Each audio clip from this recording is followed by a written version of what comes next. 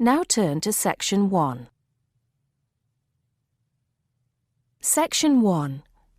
You'll hear a head teacher and a teacher discussing a school camping trip.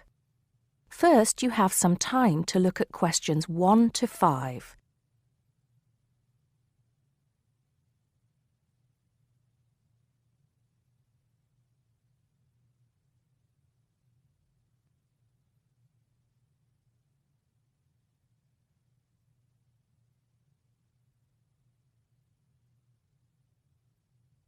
You'll see that there is an example which has been done for you. On this occasion only, the conversation relating to this will be played first. Good morning, Mr. Thompson. Can I speak to you for a moment? Of course, Jamie. Come in. Have a seat. I've just finished looking through the reports for this term. It looks like the pupils are doing very well. Mr. Thompson says he's just finished looking through the reports, so B has been circled. Now we shall begin. You should answer the questions as you listen because you will not hear the recording a second time. Listen carefully and answer questions 1 to 5.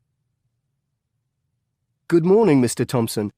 Can I speak to you for a moment? Of course, Jamie. Come in. Have a seat. I've just finished looking through the reports for this term. It looks like the pupils are doing very well. Yes, I think they are. It's all going fine.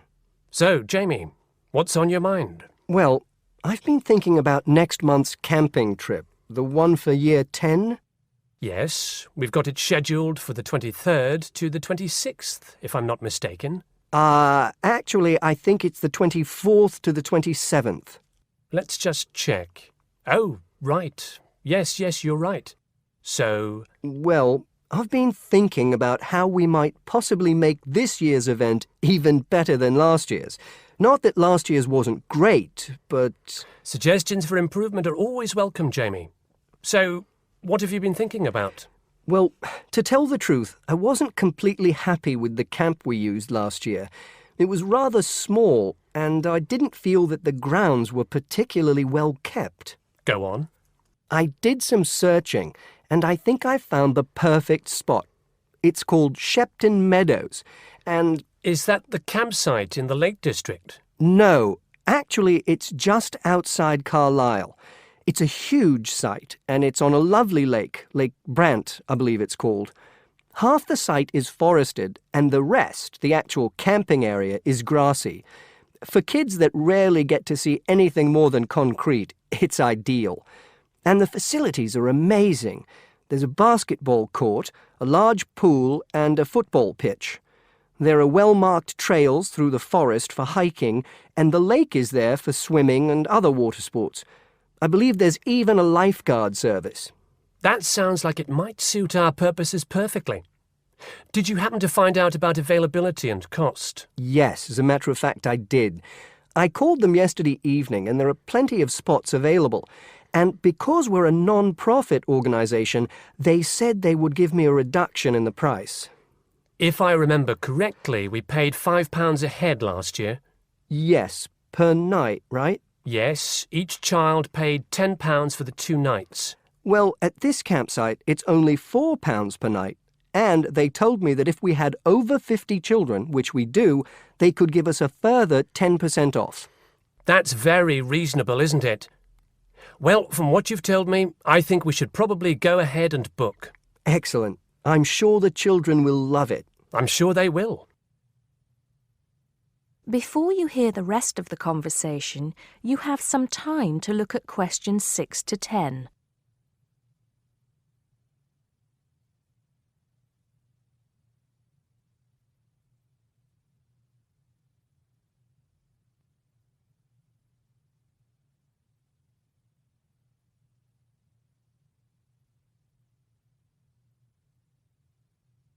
Now listen and answer questions 6 to 10. Now, Jamie, have you given any thought to an itinerary by any chance? As a matter of fact, I have. Wait 1 second. Yes, here it is. I've made a few notes. Okay, so, now, These are just ideas, of course. Yes, go on. Let's hear what you've got. Right. We time it so that we arrive at the camp around 7 on Friday evening. It'll still be light then, and we'll have plenty of time to set up camp and get ourselves settled in. At 8, we could have a barbecue, hamburgers and hot dogs, something that's nice and easy to prepare. And that children love. Yes. Then, lights out would be at 9:30, so the children will get a good night's sleep and be up bright and early at 7 on Saturday morning. Breakfast would be at 7:30, an hour's hiking from 8 till 9, and then a couple of hours at the lake. That would take us up to 11. I think that an hour of free time would then be in order. Let them have a chance to explore a bit on their own, Yes, great idea. And then? Let's see, a picnic lunch at 12, and then sports in the afternoon till 4. Another swim until 5, and then supper. After clean-up, around 6:30, we could have a talk-back session, where the children get a chance to discuss their day and anything else they might have on their minds. Then a campfire and sing-along at 8, back to the tents at 9:30, and, well, that takes care of Saturday. Excellent. That would certainly keep them busy. What about Sunday? Sunday, right. As on Saturday, same wake-up and breakfast times, and then I thought we could go on a bit of a day trip. There are some caves about an hour's walk from the camp, which I thought the children might find interesting. We could leave at 8, which would mean we'd get to the caves at 9. They could explore for a couple of hours, and we'd head back at 11. 12 o'clock would see us back at the meadows. An hour's swim, and then lunch at 1. Then we could have organised games in the afternoon until supper at 5. It would take us an hour to clean up our sites and pack up. We'd be on the buses at 6 and all set to head back into the city. Well now, you've certainly put a lot of thought into this, Jamie, and it's paid off. I think it sounds wonderful. I can't think of a thing that needs to be changed. Let's go for it. Brilliant. I'll get the itinerary printed up and put it up on the notice board this afternoon. That is the end of section 1. You now have half a minute to check your answers.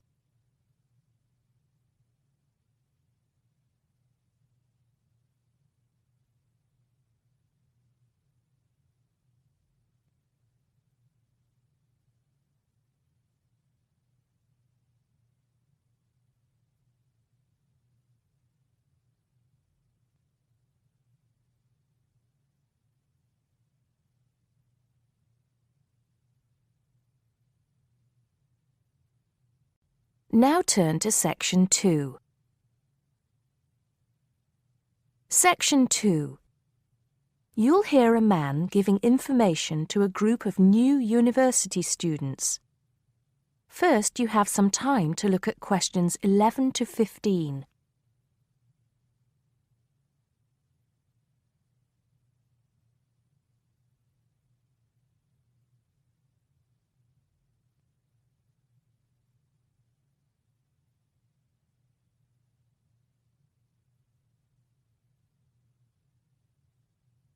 Now listen carefully and answer questions 11 to 15.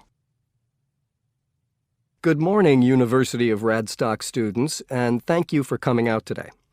As some of you may already know, my name is Scott Barnes, and I am the director of the Student Services Office here at the university.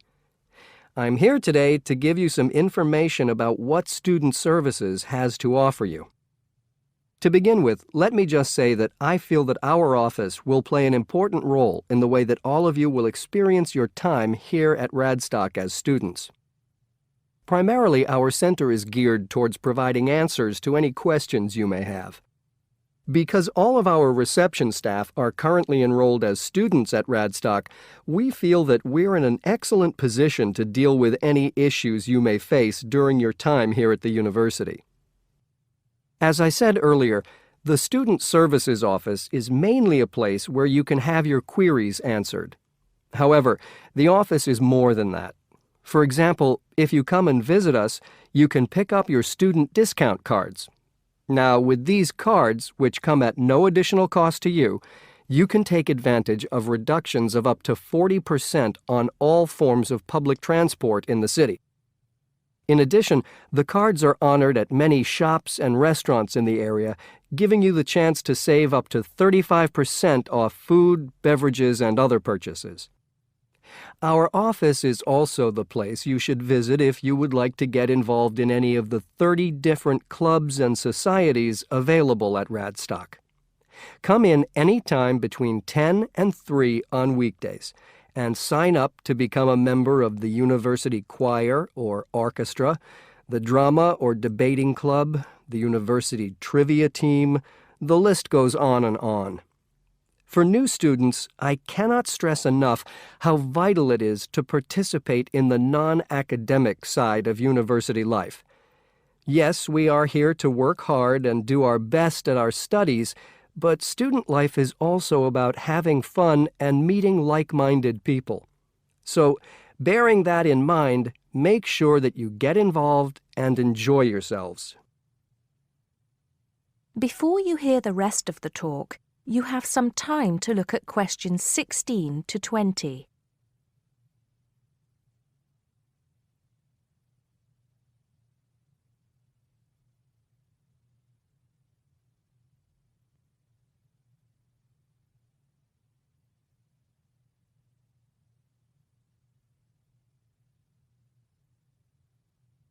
Now listen and answer questions 16 to 20.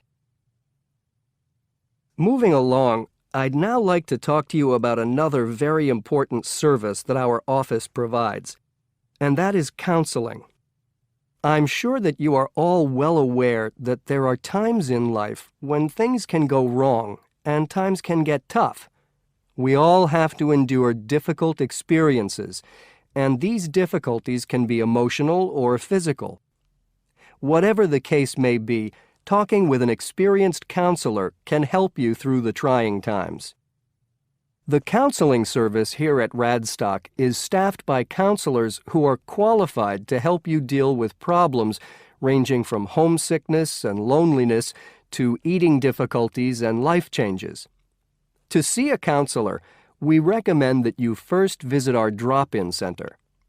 We run drop-in sessions on a daily basis from 9:30 a.m. to 2:30 p.m., and to reserve one of these sessions, you can telephone the counseling service on 121-5648-3907 on the day you wish to visit. Or, if you prefer, you can come into the Student Services office any time after 8:30 a.m. and complete a booking form. If it should happen that you need to cancel your appointment for the drop-in session, we would request that you contact the counseling service as soon as possible to let them know.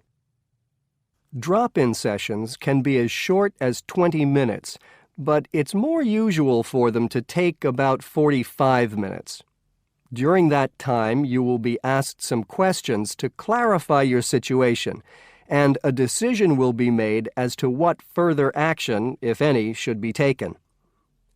After your session, several things may happen. Firstly, you may be referred to one of the university's counselors for further counseling, which normally consists of another 8 sessions. Secondly, you may be asked to visit another source of help within the university. Or finally, you may be referred to an external organization. Whatever course of action might be taken, you may rest assured that what goes on in these sessions is treated in strict confidence. I'd also like to mention that the counseling service runs numerous workshops on the campus every year. The focus of these workshops tends to be on personal development, and past topics have included motivation, self-identity, and impression management. There is no fee charged for these workshops, and if you require more information, feel free to contact us at stuser@acadia.co.uk. That is the end of section 2.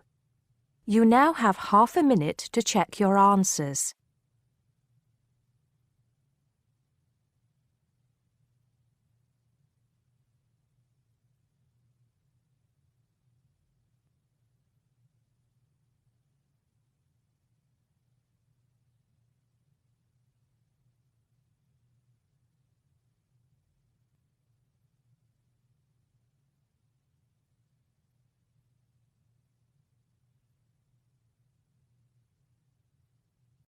Now turn to Section 3.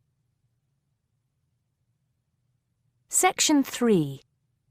You'll hear a tutor and a student talking about the history of the scientific method. First, you have some time to look at questions 21 to 25.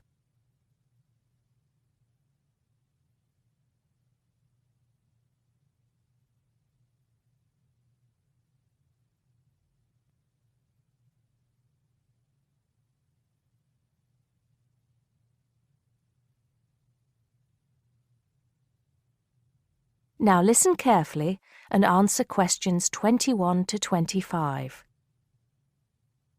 Hello, Simon. Come in. Take a seat. Now, I wanted to talk to you about your assignment. Yes, the one on the scientific method. That's right. I just wanted to see how you were getting on. Well, I think it's fine.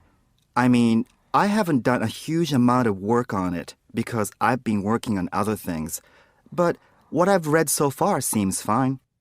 How many of the references that I gave you have you managed to get hold of?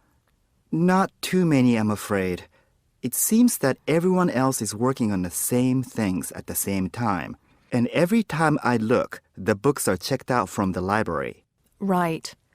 Well, I think that we can go over the main ground together now. That way, even if you don't manage to go through all the references in detail, you'll still have an overview. What has helped you most so far? I've managed to have a look at 3 of them. I thought that Johnson made some good points, but it was hard to follow the line of her argument.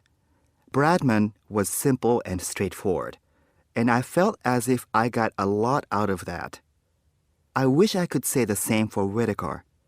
To be honest, I didn't get very far with that. Okay, that's more or less what I'd expect. So tell me, what have you learned so far about the role of the Egyptians and the Babylonians? Yes. Well, there's evidence that the basic components of the scientific method, examination, diagnosis, treatment, and prognosis, were being used in the early 1600s BC, especially in the treatment of certain illness. Good. Yes, that's right. And the point, of course, is that that represented a considerable advance over relatively simple, non-empirical approaches, which usually attributed anything unknown to the actions of the gods, etc. Of course, the Egyptians and Babylonians did this as well, but what we see emerging here is a willingness to base opinion on systematic study of the real world, which is at the root of the scientific method. I see. Right, yes. And then that reappears later. Yes, although don't get carried away with the idea that it was a simple process of development. By the time we get to ancient Greece, let's take the period towards the middle of the 5th century BC, the rules governing the scientific method were practiced on a widespread scale, but there were still many people who believed that real truth could only be acquired by pure rational thought. Plato, of course, had a great influence on the development of the scientific method during this period. Through his academy. That's right. But then, as we know, a great deal of understanding of the scientific method disappeared as the old world order collapsed. It wasn't until the Middle Ages, sometime before the 11th century, that several versions of the scientific method emerged from the medieval Muslim world, all of which stressed the importance of experimentation in science. Right. I think I've got the historical timeline. Before you hear the rest of the conversation, you have some time to look at questions 26 to 30.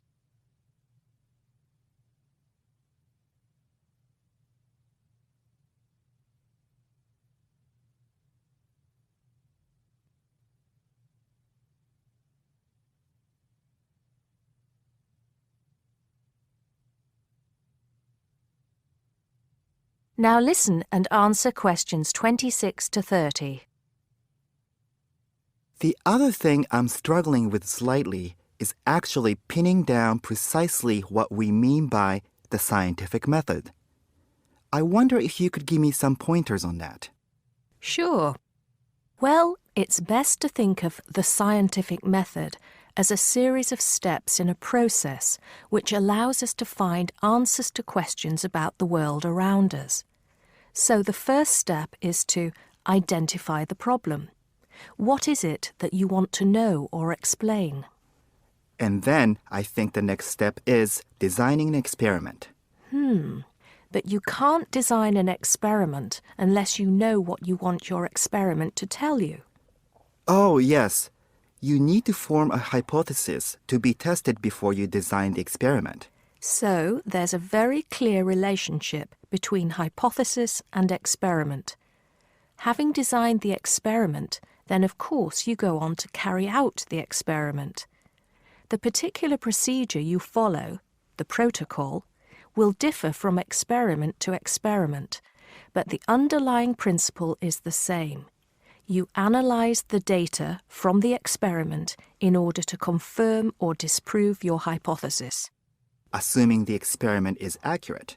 Oh yes, if there's anything unusual about the data, or if the results are at all surprising, then you need to ask yourself whether the experiment could be flawed and whether the data could be unreliable. If the answer is yes, then it may be necessary to modify the experiment and go through the process again.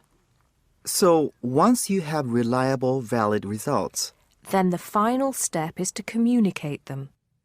The wider scientific community needs to know about the results, and publication in journals is the accepted way. okay, I think I've got the basics. It's going to get more complicated as we begin to look at some people who have criticised the scientific method. So you need to make sure that you understand things up to this point. Let me know if you have any further problems with it. That is the end of section 3. You now have half a minute to check your answers.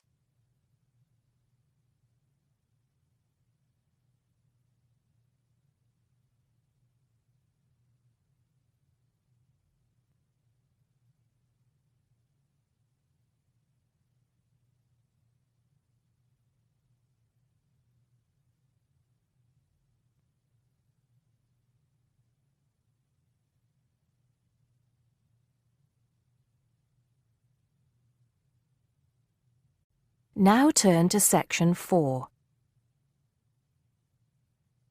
Section 4. You'll hear a teacher talking about several British art galleries. First, you have some time to look at questions 31 to 33.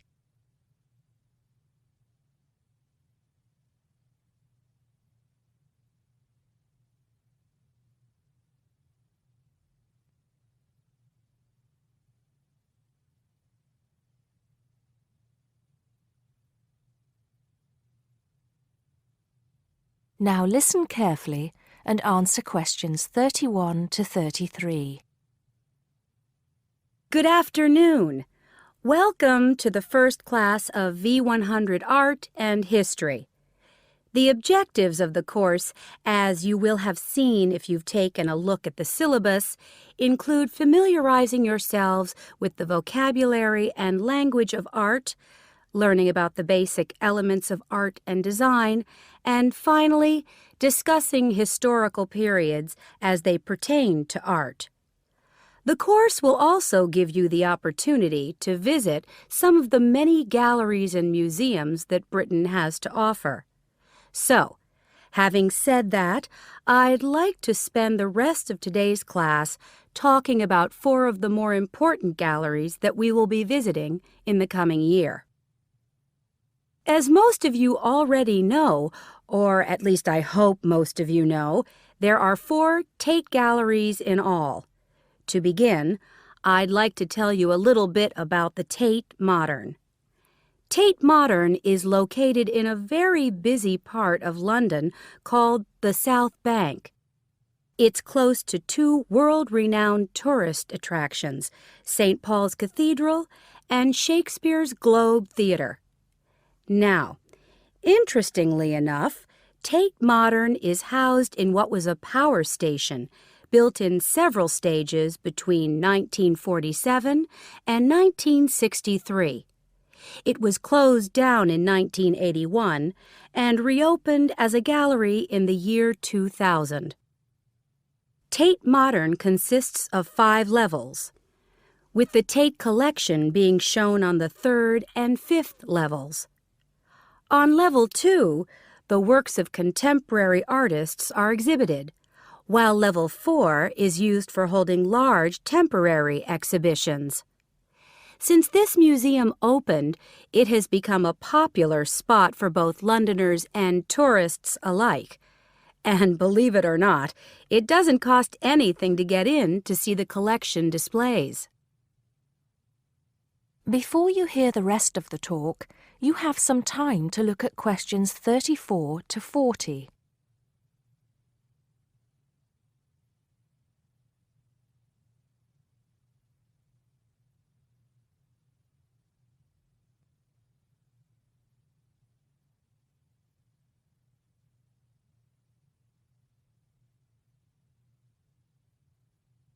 Now listen and answer questions 34 to 40. Now, the second gallery I'd like to talk about is Tate St. Ives, which is in Cornwall. It was built on the site of a gasworks, and it overlooks Porthmeor Beach. Tate St. Ives is housed in a 3-story building that was designed by the architects Evans and Shalliff. It was established in 1993, 7 years before Tate Modern was opened, and the gallery exhibits the works of modern British artists, including members of the St. Ives School, a group of artists living and working in the area from the 30s onwards. In later lectures, we'll be looking at the work of some of the artists who belong to that group and the ways in which they influenced each other. Okay, am I going too fast for any of you? No? Good. Next, I want to talk about Tate Britain, which is a gorgeous gallery situated right in the heart of Westminster. Tate Britain was the first of the 4 Tate galleries to open, and it was established in 1897. It was built on the site of an old prison, and when it first opened its doors, it was called the National Gallery of British Art. Later, it became known as the Tate Gallery, after the man who founded it, Sir Henry Tate. During its lifetime, Tate Britain has been damaged twice, once by floodwaters from the River Thames, and once by bombings during World War II. This gallery has an interesting range of exhibitions of historic and modern art from 1500 up to the present day.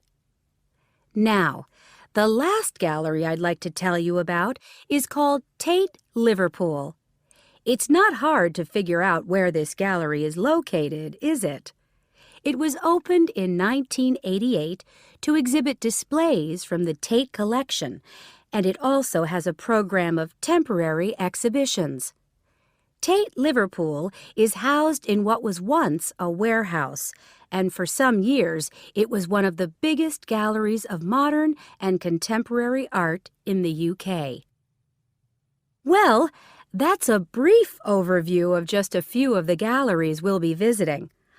I'd like now to look in a little more detail at what you can expect to see in each of these galleries, starting with Tate Britain.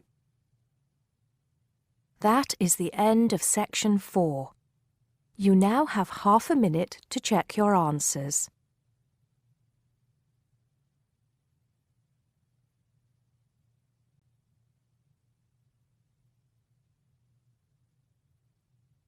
That is the end of the listening test.